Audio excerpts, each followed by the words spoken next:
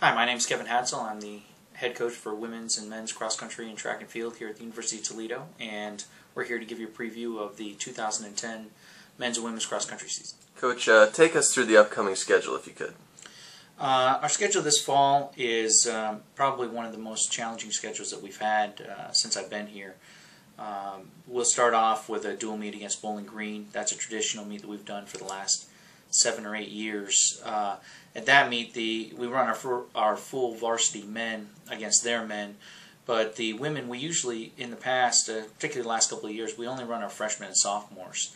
And that's an opportunity for them to get their feet wet, particularly the freshmen, and see how we stack up with just our younger people against Bowling Green's top team. You know, last year, our freshmen and sophomores were able to get a perfect score in that meet, and so that shows me, you know, what kind of a direction that the program is headed, and you know, are we constantly reloading our program to be competitive every year for the MAC championship.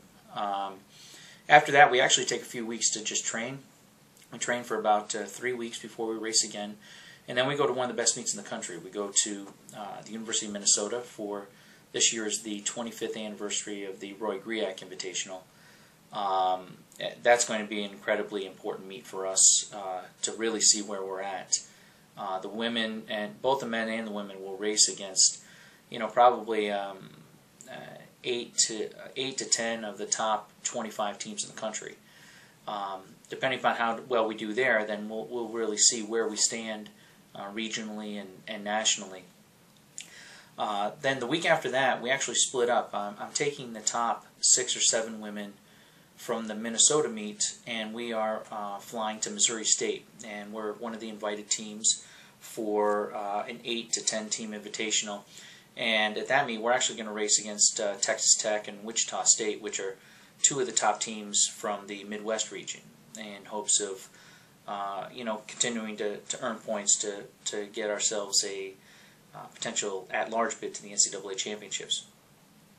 That same weekend, the rest of our women, which is still a great team, and our entire men's team will race at the All-Ohio down in Cedarville. And for the men, that's going to be a great gauge as to where we are.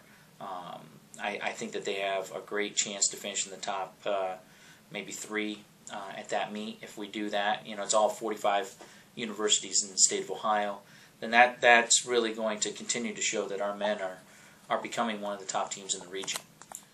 After the All-Ohio, we will take a couple of weeks off, and we'll head to the pre-national invitational, and that's where we really, that's one last showcase to see where we sit regionally, nationally, within the conference before the MAC. At that meet, both teams will race against some of the top teams in the country. You know, you're talking about probably 30 of the top 40 teams in the country will be there. And last year, the women had a great meet there, and I feel like we have a great chance to finish in the top 10 in our race, whichever race we end up being in there. And the men actually have a chance to finish maybe in the top 20 in that meet, which would be another great step for them in their development. After that, we run a B team up at the University of Michigan in a small open meet, and then it's on to the championship portion of the season. So we'll go to the MAC championships. Both teams hoping to really put on a great effort there. The women have a great shot at another MAC championship, and the men actually have a great shot to finish in the top 2 or 3.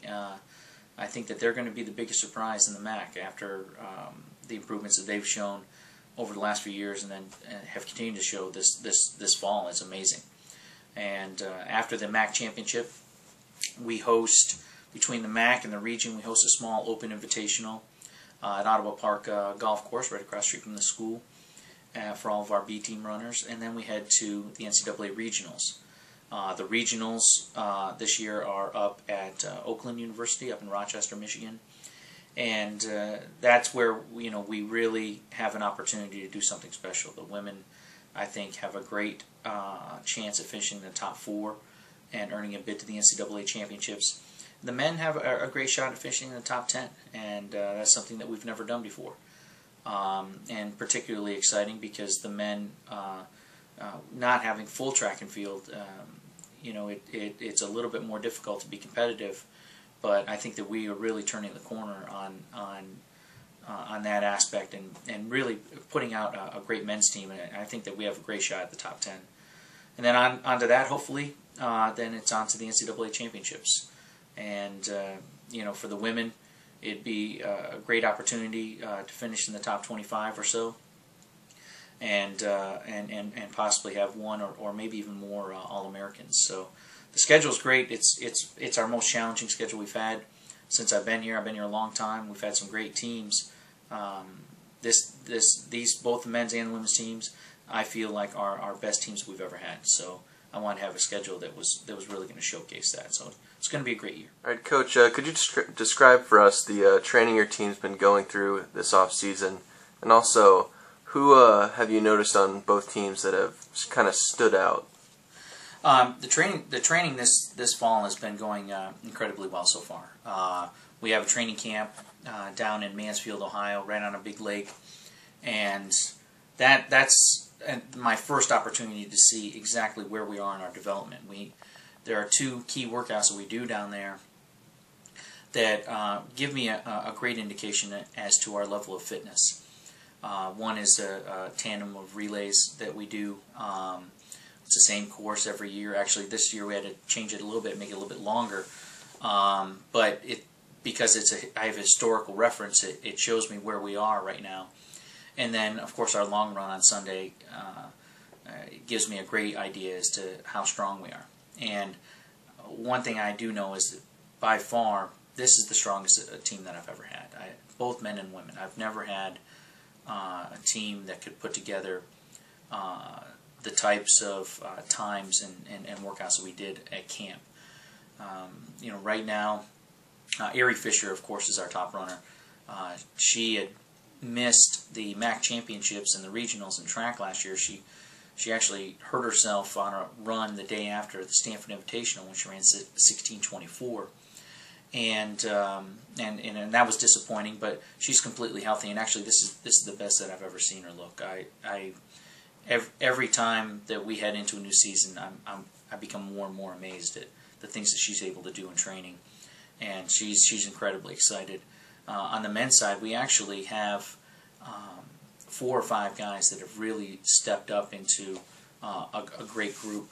Our top guys are Jonathan DeWitt and Elisha Kipchumba, our top 2 returning guys from last year. They've improved tremendously. And then we added a great freshman in Jacob Barnes from right here in Sylvania, and Sylvania Northview, and a transfer from Tiffin, who is from Delta High School, Nick Thomas, and he's really moved up. And then a couple other guys that were kind of role players before really made a big jump this summer.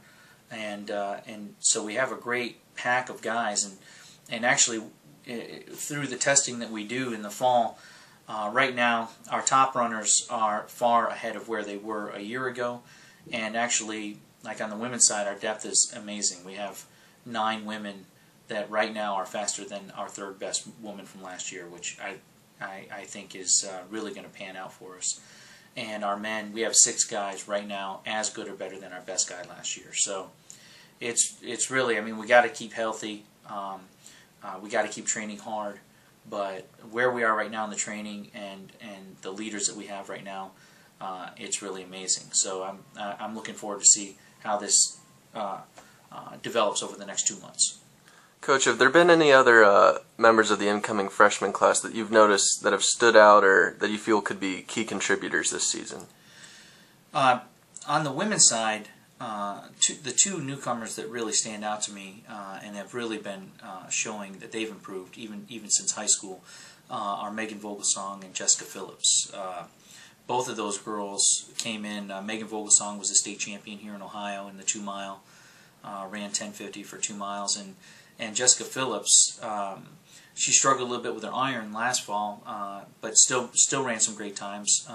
Ran close to 5 flat for the mile and 2:16 for 800. But now her iron is considerably better, and she's training right now, right up with our lead group of girls. So really, between Vogelsong and Phillips, those are 2 huge additions.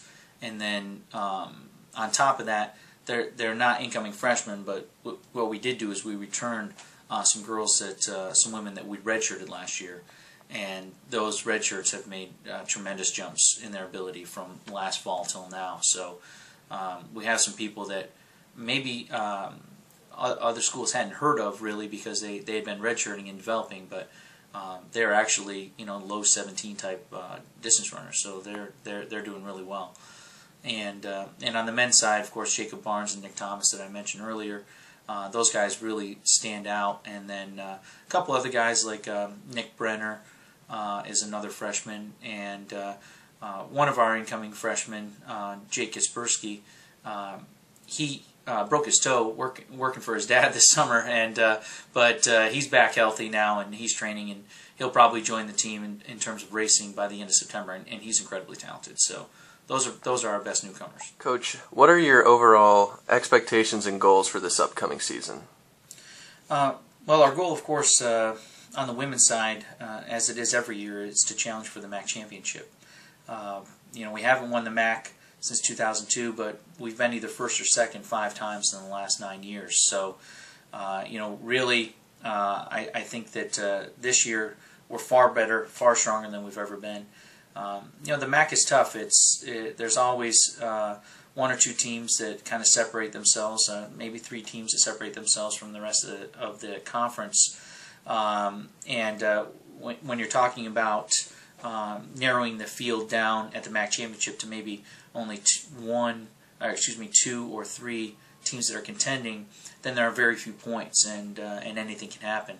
That's what happened last year. It basically ended up, for the team race, it ended up becoming a bit of a dual meet between us and Miami, and only a few points here and there, and you end up second.